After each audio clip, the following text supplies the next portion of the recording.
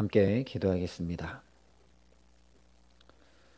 사랑과 은혜가 풍성하신 아버지 하나님, 오늘도 귀하고 복된 새날을 우리에게 허락하심을 감사합니다.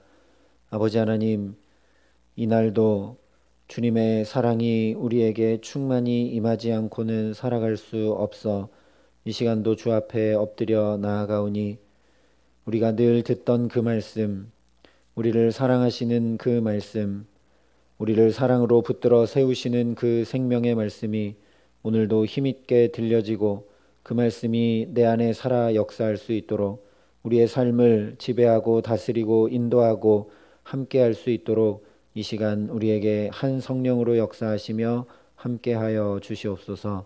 감사를 드리며 우리 구주 예수 그리스도의 이름으로 기도합니다. 아멘. 오늘 우리에게 주시는 하나님 말씀은 출애굽기 10장 1절부터 20절까지 말씀입니다. 출애굽기 10장 1절부터 20절까지 말씀입니다. 출애굽기 10장 1절부터 20절까지 말씀을 제가 봉독해 드리겠습니다. 하나님의 말씀입니다. 여호와께서 모세에게 이르시되 바로에게로 들어가라. 내가 그의 마음과 그의 신하들의 마음을 완강하게 함은 나의 표징을 그들 중에 보이기 위함이며 내가 애굽에서 행한 일들 곧 내가 그들 가운데 행한 표징을 내 아들과 내 자손의 귀에 전하기 위함이라. 너희는 내가 여호와인 줄 알리라. 모세와 아론이 바로에게 들어가서 그에게 이르되 히브리 사람의 하나님 여호와께서 말씀하시기를 내가 어느 때까지 내 앞에 겸비하지 아니하겠느냐. 내 백성을 보내라. 그들이 나를 섬길 것이라.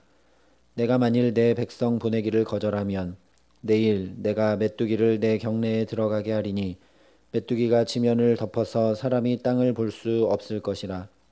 메뚜기가 내게 남은 그것 곧 우박을 면하고 남은 것을 먹으며 너희를 위하여 들에서 자라나는 모든 나무를 먹을 것이며 또 내 집들과 내 모든 신하의 집들과 모든 애굽 사람의 집들에 가득하리니 이는 내 아버지와 내 조상이 이 땅에 있었던 그날로부터 오늘까지 보지 못하였던 것이리라 하셨다 하고 돌이켜 바로에게서 나오니 바로의 신하들이 그에게 말하되 어느 때까지 이 사람이 우리의 함정이 되리이까.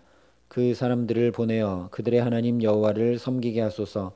왕은 아직도 애굽이 망한 줄을 알지 못하시나이까 하고 모세와 아론을 바로에게로 다시 데려오니 바로가 그들에게 이르되 가서 너희의 하나님 여호와를 섬기라. 갈 자는 누구누구냐. 모세가 이르되 우리가 여호와 앞에 절기를 지킬 것인즉 우리가 남녀노소와 양과 소를 데리고 가겠나이다. 바로가 그들에게 이르되 내가 너희와 너희의 어린 아이들을 보내면 여호와가 너희와 함께함과 같으니라. 보라, 그것이 너희에게는 나쁜 것이니라. 그렇게 하지 말고 너희 장정만 가서 여호와를 섬기라. 이것이 너희가 구하는 바니라. 이에 그들이 바로 앞에서 쫓겨나니라. 여호와께서 모세에게 이르시되 애굽 땅 위에 내 손을 내밀어 메뚜기를 애굽 땅에 올라오게 하여 우박에 상하지 아니한 밭의 모든 채소를 먹게 하라. 모세가 애굽 땅 위에 그 지팡이를 들매 여호와께서 동풍을 일으켜 온 낮과 온 밤에 불게 하시니 아침이 되매 동풍이 메뚜기를 불어들인지라. 메뚜기가 애굽 온 땅에 이르러 그 사방에 내림에 그 피해가 심하니 이런 메뚜기는 전에도 없었고 후에도 없을 것이라. 메뚜기가 온 땅을 덮어 땅이 어둡게 되었으며 메뚜기가 우박에 상하지 아니한 밭의 채소와 나무 열매를 다 먹었으므로 애굽 온 땅에서 나무나 밭의 채소나 푸른 것은 남지 아니하였더라.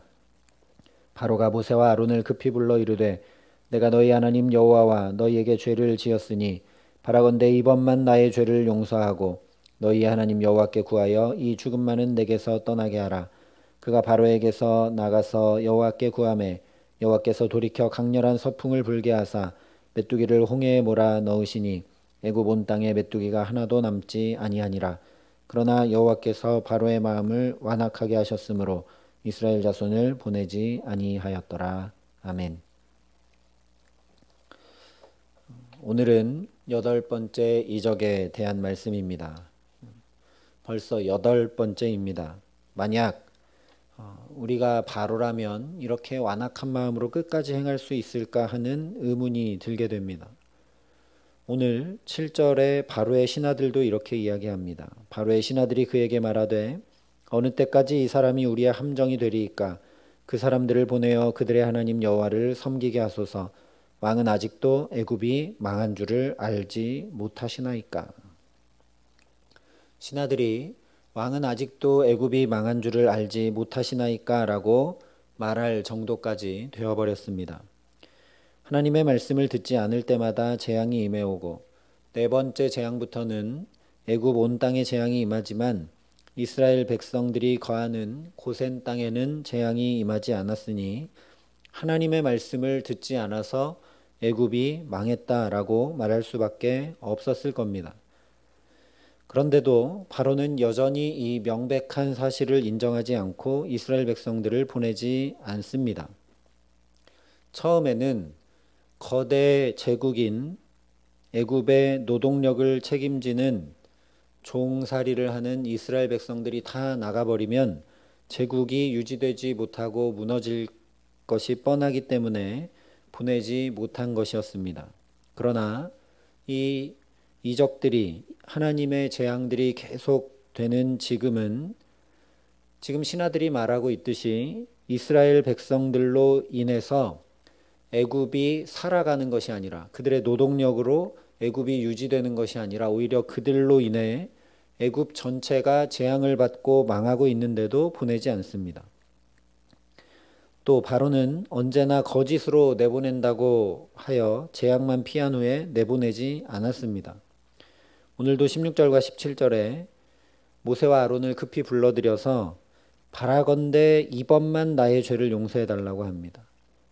하나님께 죄를 지었다고 말을 합니다. 그러나 결국 20절 말씀대로 내보내지는 않습니다. 또는 바로가 다 내보내지는 않고 조금만 내보내겠다고 협상을 계속 시도합니다. 한 번에 주저앉을 수 없었기 때문입니다. 네 번째 재앙을 겪은 후에는 애굽을 나가지 말고 이 땅에서 제사를 드리라고 얘기합니다. 광야로 나가더라도 멀리 가지는 말라고 이야기합니다. 오늘 이 여덟 번째 재앙을 겪고 나서도 10절과 11절에 이렇게 이야기합니다. 바로가 그들에게 이르되 내가 너희와 너희 어린아이들을 보내면 여호와가 너희와 함께함과 같으니라. 보라, 그것이 너희에게는 나쁜 것이니라. 그렇게 하지 말고 너희 장정만 가서 여호와를 섬기라. 이것이 너희가 구하는 바니라. 이에 그들이 바로 앞에서 쫓겨나니라. 오늘 이 10절 말씀이 조금 이해하기 어렵게 번역이 되어 있는데 공동 번역을 보면 이렇게 표현하고 있습니다. 그러자 파라오가 호통을 쳤다. 내가 너희를 가족과 함께 내보내게 해달라고 야훼께 실컷 빌어보아라. 내가 너희에게 식구들을 딸려 보낼성 싶으냐. 허튼 수작은 부리지 말아라. 어림도 없다. 장정들이나 가서 야훼를 예배하여라. 너희가 바라던 것이 그것이 아니냐. 그들은 파라오 앞에서 쫓겨났다. 보내기는 보내겠지만 다 보낼 수는 절대 없다. 너희 장정들만 가라 라는 것이죠.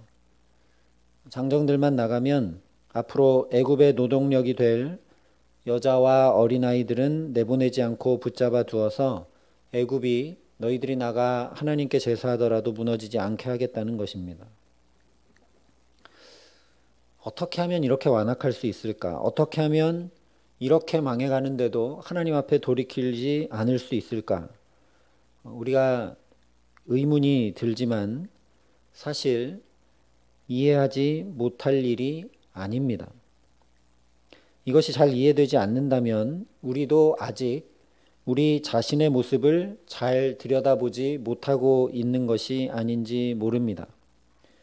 바로도 이 재앙들을 겪으면서 펼쳐진 상황과 환경에 대해서는 정확히 잘 알고 있었습니다. 상황과 환경을 정확히 알았기 때문에 계속 아론과 모세를 불러들여서 다시 잘못했으니 구해서 재앙이 물러가게 해달라고 하는 것이죠. 그러나 이 상황과 사건들을 통해 계속 반복되는 일들을 통해 바로가 자기의 마음과 중심을 들여다볼 줄 몰랐기 때문에 변함이 없는 것입니다. 우리도 언제나 상황과 환경과 사건만 쳐다보면 쉽지 않습니다. 이런 것들을 통해 내 마음을 들여다볼 줄 알아야 되고 내 마음과 중심을 바꾸어 가지 않으면 특별히 반복되어 우리에게 경험되는 일들은 하나님이 말씀하시는 것이 분명한데 우리가 바로처럼 완악한 마음으로 그 말씀을 듣지 않고 돌이키지 못하게 되기 때문입니다. 그래서 오늘 1절이 이렇게 말씀합니다. 여호와께서 모세에게 이르시되 바로에게로 들어가라. 내가 그의 마음과 그의 신하들의 마음을 완강하게 함은 나의 표징을 그들 중에 보이기 위함이라고 말씀하고 있습니다. 이것이 하나님께서 단번에 구원 역사를 행하지 않으시고 10번의 표징을 보이시는 첫 번째 이유입니다. 하나님께서 마음을 조작하셔서 완강하게 하셨다는 의미가 아니라는 건 이미 함께 살펴보았었습니다. 이 말씀은 오히려 하나님의 표징들을 계속 보이심으로 완악한 마음을 볼 수 있도록 드러내고 계신 것이라는 의미입니다. 내게 부딪혀오는 사건들, 상황과 환경들을 통해 내 마음을 살필 줄 모르고 그저 상황과 환경, 문제와 사건에 집중하기만 하면 바로의 완악한 자리를 우리도 벗어날 수 없습니다. 누구나 그렇지만 언제나 사건에 부딪히면 그 마음속에 있는 것이 다 드러나게 마련입니다. 바로도 가만히 있을 때는 그의 마음에 이런 완악함이 있는지 잘 모릅니다. 그러나 사건에 부딪히자 적나라하게 다 드러납니다. 하나님께서 그래서 표징을 보이신다고 한 것입니다. 그러니 우리 마음에 삐뚤어진 것은 없는지, 해결되지 못한 상처는 없는지, 악과 독이 올라오고 있지는 않은지 언제나 우리 마음을 먼저 살피게 하는 은혜 주시기를 간절히 소망합니다. 그렇게 먼저 내 마음을 살피고 내 마음을 하나님 앞에 지켜나가면 잠언 말씀 그대로 무릇 지킬 만한 것 중에 더욱 내 마음을 지키라. 생명의 근원이 이에서 남이니라. 분명히 말씀한 대로 우리 모든 삶에 바로와 같이 재앙에 재앙을 더하는 것이 아니라 생명을 얻게 하실 줄 믿습니다. 하나님께서 10번의 표징을 보이시는 두 번째 이유를 2절에 이렇게 말씀합니다. 내가 애굽에서 행한 일들 곧 내가 그들 가운데에서 행한 표징을 내 아들과 내 자손의 귀에 전하기 위함이라. 너희는 내가 여호와인 줄을 알리라. 유대인들 스스로도 또한 성경을 연구하는 모든 학자들도 이 출애굽의 경험은 이스라엘 민족을 형성한 뿌리 경험이라고 이야기합니다. 이 출애굽의 역사를 함께 경험하지 않았다면 이스라엘이 이스라엘 되지 못했을 것이라는 이야기입니다. 하나님께서 보이신 이 10가지 표징이 그들의 존재의 뿌리가 되도록 깊이 남았다라는 이야기입니다. 오늘 2절 말씀 그대로입니다. 실제 유대인들은 이 이야기를 매년 6월절마다 반복하여 후대에게 들려주었고 지금도 들려주고 있습니다. 그런데 그렇게 들려주는 이야기가 중요하게 느껴지지 않거나 생생하지 않거나 듣고 전할 만한 가치가 없었다면 대대로 후대에 전해질 수 없었을 것입니다. 바로 이것입니다. 하나님께서 얼마든지 단번에 이스라엘 백성들을 출애굽시키실 수도 있으나 그렇게 하면 구원의 경험이 몸에 남기는 어렵습니다. 우리도 그렇듯 반복하는 것들이 우리의 몸에 남게 됩니다. 그런 것들은 생각하거나 논리로 따지거나 계산하지 않아도 우리 몸이 자연히 반응하게 됩니다. 하나님은 이스라엘 백성들이 구원받은 자의 삶이 몸으로 나타나기를 원하셨던 것입니다. 이것이 바로 2절 말씀의 의미입니다.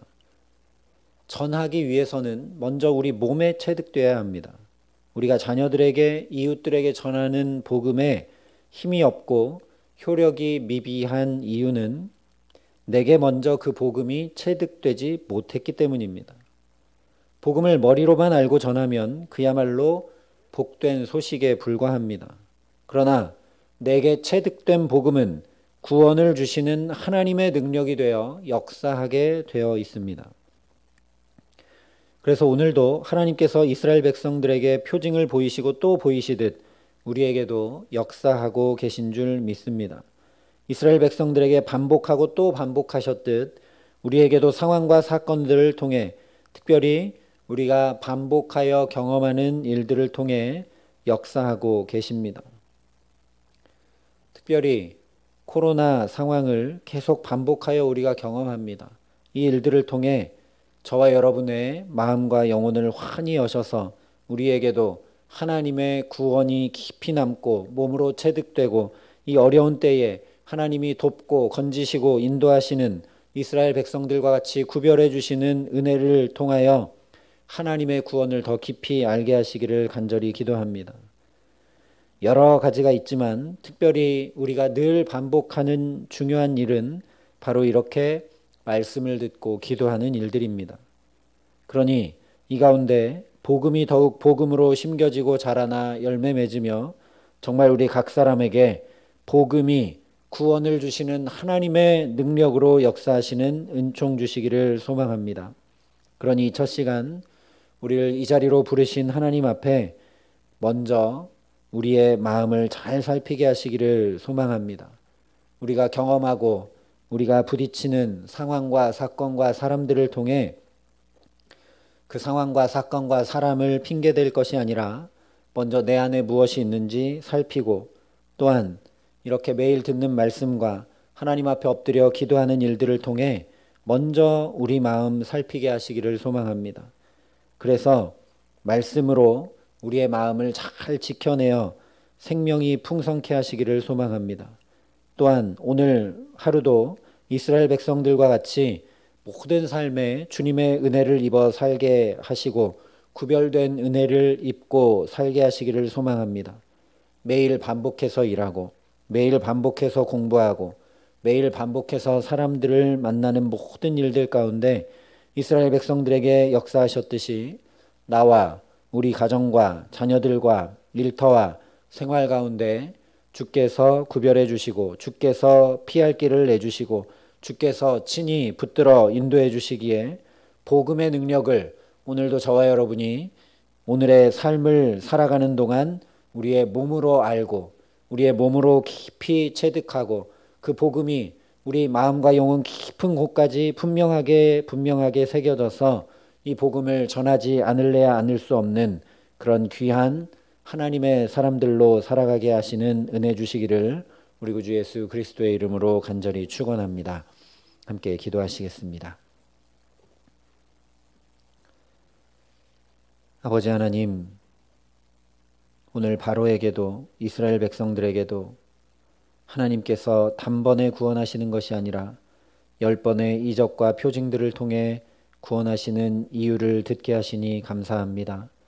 우리에게도 하나님께서 상황과 사건들 가운데 우리를 살아가게 하시고 날마다 이전에 나와 주의 말씀을 듣고 기도하게 하시는 이유가 우리 마음을 살피게 하심임을, 또한 그 복음이 우리 안에 살아 역사하게 하시기 위함임을 분명히 깨달아 알고 오늘도 이 일을 위하여 매진하고 달려가고 주 앞에 엎드려 기도하는 우리들이 될 수 있도록 주님의 성령으로 붙드시고 함께하여 주시옵소서.